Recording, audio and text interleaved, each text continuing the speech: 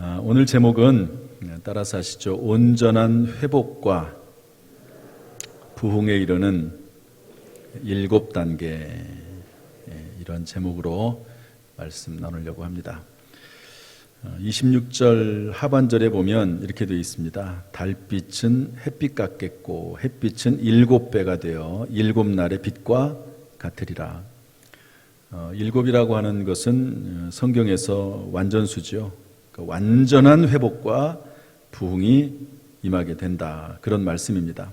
이 하나님의 심판의 대상이었던 이 이스라엘 백성들이 완전히 회복될 것이다, 부흥할 것이다 라고 하는 하나님의 선포죠. 이스라엘 백성들이 애굽에서 노예 생활을 400년 했습니다. 또 바벨론에서 포로 생활 70년 했죠. 우리나라도 일본의 지배하에 36년을 지냈습니다. 그때 회복과 부흥에 대해서 얼마나 갈망하겠습니까? 더구나 요즘은 코로나19로 인해서 모든 면이 참 불편해요. 빨리 좀 끝났으면 좋겠다는 마음이 있는데 이게 언제 끝날래나 하는 그런 걱정이 조금씩 더 깊어집니다. 이럴 때 하나님 앞에 회복을 갈망하고 부흥을 갈망하는 마음들이 저나 여러분이나 많이 있을 것이라고 생각이 됩니다. 오늘 말씀을 통해서 여러 가지 면에서 국가가 됐든 나라 민족이 됐든 또 코로나가 됐든 직업 직장이나 사업이 됐든 또 개인의 심령이 됐든지 간에 오늘 이 말씀을 통해서 회복과 부흥에 이르는 은혜가 여러 방면에서 그런 은혜가 있기를 주님의 이름으로 축복합니다. 아멘. 7가지 단계인데요, 우리 하나하나 짧게 점검해 나가도록 하겠습니다. 그렇지만 하나하나가 다 중요한 말씀이니까 여러분들이 주의 깊게 잘 따라서 해주시면 좋을 것 같습니다.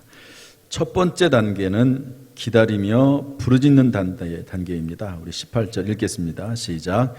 그러나 여호와께서 기다리시나니 이는 너희에게 은혜를 베풀려 하심이요 일어나시리니 이는 너희를 긍휼히 여기려 하심이라. 대저 여호와는 정의의 하나님이시라. 그를 기다리는 자마다 복이 있도다. 하나님께서 은혜와 긍휼을 베푸시려고 일어나시고 기다리신다는 겁니다. 그러나 하나님은 또한 정의의 하나님이시기 때문에 그 은혜와 긍휼이 금방 아무것도 없는 것처럼 그대로 일어나지는 않습니다.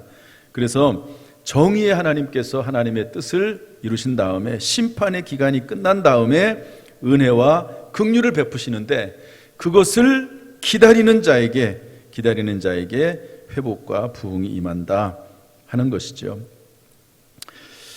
여러분, 하나님께서 이렇게 회개하는 자들, 돌아오는 자들에게 베푸시는 은혜가 있음을 깨닫고 이 시간에 하나님께로 돌아올 수 있기를, 하나님을 향할 수 있기를 주님의 이름으로 축복합니다. 전후 좌우가 다 막히면 바라볼 것이 땅으로 내려가든지 또 땅도 막혀 있으니까 하늘밖에 바라볼 게 없는 것이죠. 우리의 인생 가운데 때때로 막히는 일이 있을 때, 하나님의 심판 가운데 있을 때 하나님을 바라보는 것, 그것이 우리에게 요청이 된다고 볼 수 있습니다. 하나님을 깊이 바라보고 높게 바라보는 그런 믿음이 생길 수 있기를 주님의 이름으로 축복합니다. 두 번째로 온전과 회복에 이르는 두 번째 단계는 은혜와 응답의 확신 안에 거하는 단계입니다. 우리 19절 말씀 읽어보겠습니다. 19절 시작. 시온에 거주하며 예루살렘에 거주하는 백성아, 너는 다시 통곡하지 아니할 것이라. 그가 내 부르짖는 소리로 말미암아 내게 은혜를 베푸시되 그가 들으실 때에 내게 응답하시리라. 아멘. 하나님께서 은혜를 베푸시고 응답하신다고 하는 평안이 우리의 속에 생기는 것이 두 번째 단계입니다. 부르짖어서 기도하다 보면 평안이 생겨요. 환경이 변화되지는 아직 않았습니다. 그러나 마음속에 평안이 생기는 것이죠. 빌립보서 4장 6절 7절 말씀 보면 아무것도 염려하지 말고 오직 모든 일에 기도와 간구로 너희 구할 것을 감사함으로 하나님께 아뢰라. 그리하면 모든 지각에 뛰어난 하나님의 평강이 너희 마음과 생각을 지키신다고 말씀하고 있습니다. 그런 단계가 있는 것이죠. 마치 한나가 하나님 앞에 기도 제목을 가지고 성전에 와서 몸부림치며 기도할 때 엘리 제사장이 하나님께서 너의 기도를 응답하시기를 원한다 그랬더니요, 그 말씀이 마음속에 믿음으로 다가왔습니다. 그리고 나서는 가서 먹고 얼굴에 다시는 근심빛이 없더라 이랬거든요. 그 기도 제목이 아직 응답받지 않았습니다. 그런데 마음속에 평화가 임하게 되는 것이죠. 여러분, 하나님께서 우리에게 평안을 주시기를, 이런 어려운 시대에도 평안을 주시기를 주님의 이름으로 축복합니다. 세 번째 단계는 말씀 사역이 회복되는 단계입니다. 20절 말씀 읽어보겠습니다. 다 같이 시작. 주께서 너희에게 환난의 떡과 고생의 물을 주시나 내 스승은 다시 숨기지 아니하시리니 내 눈이 내 스승을 볼 것이며. 여기 말씀 보면은요, 환난의 떡과 고생의 물, 아직 끝나지 않았어요. 그런 하나님의 심판의 과정이 아직 남아 있습니다. 그런데 어느 시점에 하나님께서 스승을 다시는 숨기지 아니하시고 내 눈이 내 스승을 볼 것이라고 말씀하고 있습니다. 이것은 말씀 사역의 회복이고 말씀 사역자가 회복되는 단계가 있다는 것이죠.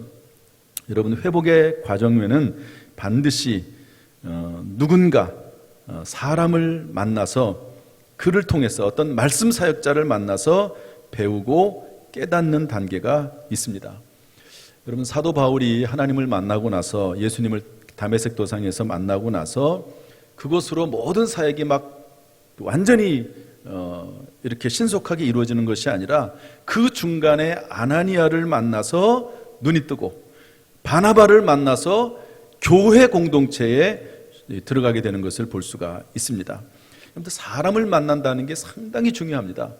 그래서 우리가 신앙생활할 때 어떤 사람을 만나느냐, 내 주변에 어떤 사람이 있느냐가 내 신앙을 회복시키고 내 인생을 변화시키는 놀라운 일이 있는 것임을 우리가 깨달아야 됩니다. 에스라가 수문학 광장 집회를 열고 율법책을 낭독했습니다. 그리고 그 뜻을 해석해주고 깨닫게 했습니다. 그랬더니 백성들이 다 듣고 눈물을 흘리면서 하나님께로 돌아오게 되는 것이죠. 이 말씀 사역자가 있다는 것, 누군가가 내 옆에서 나의 삶을 이끌어줄 수 있다고 하는 것은 상당히 중요한 일이라고 볼 수가 있습니다. 바라긴 우리의 삶 가운데 좋은 친구들이, 믿음의 좋은 친구들이 있고 하나님의 말씀 가운데 귀가 열려질 수 있기를 주님의 이름으로 축복합니다. 코로나19 확진자가 우리 당진에 2명이 생겼다고 해가지고 벌써 세 번째잖아요. 지난번에 3명이 생기고 한 명이 생기고 또 2명이 생기고 예배를 드렸다가 또 열고 드렸다가 열고 그러는 일이 반복되니까 도대체 이번에는 어떻게 해야 되나 생각을 하다가 그래도 이번에는 조금 상황이 다른 것 같아서, 지난번에는 우리 당진 사람은 아니었잖아요. 어떻게 보면 외부에서 외국 갔다 오기도 하고 외국인이기도 하고, 그래서 이번에도 그냥 지나갈 수 없다 생각이 들어서 이제 문자를 또 보내야죠, 성도들에게. 그러면서 실시간으로 예배를 드리겠다 이렇게 문자를 보내려고 문자를 만들고 있었어요. 그랬더니 마침 이제 임영희 전사님하고 이제 문자를 만들고 있는데 이재현 목사님이 들어왔어요. 들어오더니 하는 말이, 목사님 이번에는 중고등부 수련회도 있고 또 외부 강사도 오고 유초등부도 수련회가 이제 오늘까지 해서 진행하고 있는데 실시간을 안 했으면 좋겠습니다. 그렇게 얘기를 하더라고요. 실시간을 안 했으면 좋겠다고. 예배 드리는 거야 뭐, 여러분 코로나가 이렇게 발생이 되고 그러면 성도들이 뭐라고 해도 스스로 알아서 안 나와요. 그러니까 이제 뭐 문자를 띄우든 어쨌든 뭐 성도들이 알았을 거라 생각이 되는데, 근데 이제 중고등부 생각을 해서 실시간을 하면 아무래도 현장에는 안 올 거 아니에요. 그러니까 안 했으면 좋겠다 하는 그런 이야기를 마침 그 시간에, 그 순간에 얘기를 하더라고요. 그래서 문자가 바뀐 겁니다. 이게 원래 문자는 실시간을 드린다고 하는 건데 문자 내용이 그 순간에 바뀐 거예요. 그 순간에. 여러분 참 이 순간순간에 내가 어떤 말을 듣느냐에 따라서 내 생각이 바뀌고 생활이 바뀌고 삶이 바뀌지 않습니까? 그런데 우리의 인생이 회복되고 부흥되는 단계에 있어서 정말 중요하게 나에게 내 인생을 변화시키고 내 삶을 올바른 대로 이끌어가는 그런 말씀 사역자, 그런 신앙의 친구들이 우리 주변에 있을 수가 있다 하는 것을 알려주고 있습니다. 이 회복과 부흥에는 이 말씀 사역자의 단계가 있고요. 네 번째 어떤 단계가 있냐면 말씀의 능력 자체가 내 안에서 회복되는 단계가 있습니다. 이 중요한 말씀인데 우리 21절 말씀 한번 다 같이 읽어보겠습니다. 21절 시작. 너희가 오른쪽으로 치우치든지 왼쪽으로 치우치든지 내 뒤에서 말소리가 내 귀에 들려 이르기를 이것이 바른 길이니 너희는 이리로 가라 할 것이며. 아까는 말씀 사역자를 통해서 이 사역자가 나타난다는 말이고, 그런데 그 말씀 사역을 통해서 내 속에서 실제로 성령께서 하나님의 말씀이 움직이는 그런 일이 있다고 하는 것이죠. 그래서 히브리서 4장 12절 말씀 보면 이렇게 되어 있는데 한번 읽어보겠습니다. 히브리서 4장 12절 시작. 하나님의 말씀은 살아있고 활력이 있어 좌우에 날선 어떤 검보다도 예리하여 혼과 영과 및 관절과 골수를 찔러 쪼개기까지 하며 또 마음의 생각과 뜻을 판단하네. 하나님의 말씀이 살아 움직여서 내 혼, 내 영, 내 지정의 또 심지어 내 육체까지도 하나님께서 영향력을 끼치게 하는 그런 일들이 일어나게 된다 하는 것이죠. 여러분, 회복과 부흥 가운데는 말씀이 이런 역사가 실제적으로 일어나게 되는 것이죠. 21절 말씀이 뭐라고 되어 있냐면 오른쪽으로 치우치든지 왼쪽으로 치우치든지 살다 보면 이렇게 해야 될까 저렇게 해야 될까 모를 때가 있습니다. 오른쪽으로 가야 될까 왼쪽으로 가야 될까. 그런데 그때 내 뒤에서 말소리가 내 귀에 들려 이르시기를 이것이 바른 길이니 너희는 이리로 가라. 따라서 합시다. 이것이 바른 길이니 너희는 이리로 가라. 이렇게 하나님께서 직접적으로 귀의 음성을 들려주시기도 하지만 저도 목회를 하면서 하나님께서 직접적으로 귀의 음성을 들려주실 때가 있고요, 꿈을 통해서도 말씀하실 때가 있습니다. 그러나 그런 경우는요 1%, 2%밖에 안 됩니다. 성경에도 마찬가지입니다. 아무리 능력이 많은 그런 분들이라 할지라도 그 인생의 내용을 보면은요 그 모든 내용이 항상 그렇다고 볼 수는 없습니다. 대부분은 생각을 통해서 마음을 통해서 하나님께서 하나님의 음성을 들려주시는데, 하나님의 말씀 사역이 회복이 되면은요 하나님께서 하시는 말씀이 깨달아진다는 겁니다. 내 마음속에서 이것이 바른 길이니 너희는 이리로 가라. 여러분, 정말로 우리가 무슨 일을 만나든지 간에 순간순간마다 이 하나님의 말씀이 우리 속에서 회복되는, 하나님의 음성이 마음과 생각에 들려지는 은혜가 있기를 주님의 이름으로 축복합니다. 그 다음에 다섯 번째 단계가 있습니다. 우리 22절 말씀 읽어보겠습니다. 22절 시작. 또 너희가 너희 조각한 우상에 입힌 은과 부어 만든 우상에 올린 금을 더럽게 하여 불결한 물건을 던짐같이 던지며 이르기를 나가라 하리라. 말씀이 회복이 되니까 그 속에서 자체적으로 역사할 뿐만 아니라 우상의 파기로 이어집니다. 여러분, 우상에 어떤 것들이 있습니까? 자녀나 건강이나 돈이나 하나님보다 높아진 것들이 다 우상입니다. 또는 하나님과 동등 위치에 있는 것이 우상이라고 볼 수가 있습니다. 그런데 말씀이 회복이 되면 그 말씀이 내 속에서 역사해서 내가 하지 못했던 일들이 그 말씀의 역사로 말미암아 삶 속에서 실천되는 그런 일이 일어나게 된다 하는 것이죠. 그래서 불결한 물건을 던짐같이 던져버리는 거죠. 이전에는 우상, 금으로 덮고 은으로 덮어서 귀하게 생각했던 우상을 불결한 물건을 던짐같이 그냥 던져버리는 일이 말씀 사역이 회복이 될 때, 이 말씀의 능력이 회복이 될 때 일어난다 하는 것임을 말씀해 주고 있습니다. 그럼 불결한 물건을 던짐같이 던진다는 거죠. 저희 집에 가끔 가다가 비명 소리가 들립니다. 비명을 아주 자지러지게 비명이 들려요. 그러면 제가 깜짝 놀래가지고 나도 놀래가지고 쳐다보죠. 그럼 누가 비명을 지르냐면 저희 아내가 비명을 지릅니다. 왜 지르느냐? 벌레 때문에. 벌레 때문에. 근데 실제로 벌레가 집안에는 많이 있지 않잖아요. 보면은요 헝겊 조각, 그거 보고 벌레로 착각해가지고 소리 지르고, 어제도 소리 질렀습니다. 소리를 지르는데 본인이 이걸 알아요. 겸연 적어가지고 이거 벌레인 줄 알았더니 벌레가 아니네 이러고 이제. 그런데 제가 그럼 옆에서 뭐라고 하냐면, 아마 진짜 벌레였으면 그 소리 듣고 벌레가 기절했을 거라고 그렇게 얘기를 합니다. 벌레를 보면은요 정말 불결한 물건 이런 걸 떠나서 아주 징그럽게 여겨가지고 떨쳐버리잖아요. 그런 것처럼 부흥과 회복의 단계에 있어서는 불결한 물건을 던짐같이 내가 이전에는 좋게 생각했던 그런 것들을 떨쳐버리고 그런 것들이 그냥 혐오스러워진다는 거죠. 혐오스러워진다는 겁니다. 이런 것들이 부흥과 회복 가운데 나타나는 하나의 현상이라고 볼 수가 있습니다. 그리고 여기까지 이르면 영혼이 잘 되는 단계에 도달한다고 봅니다. 요한삼서 1장 2절 너무 유명한 말씀인데 사랑하는 자여 내 영혼이 잘됨 같이 범사가 잘되고 강건하기를 간구한다 이랬는데요. 여러분 23절부터 넘어가면 이제 범사가 잘되는 단계에 이르는데 그렇다고 치면은요 이 1번부터 5번째 단계가 전부 영혼이 잘되는 단계라고 볼 수가 있습니다. 한번 우리 23절부터 26절 상반절까지 한번 쭉 같이 읽어보겠습니다. 시작.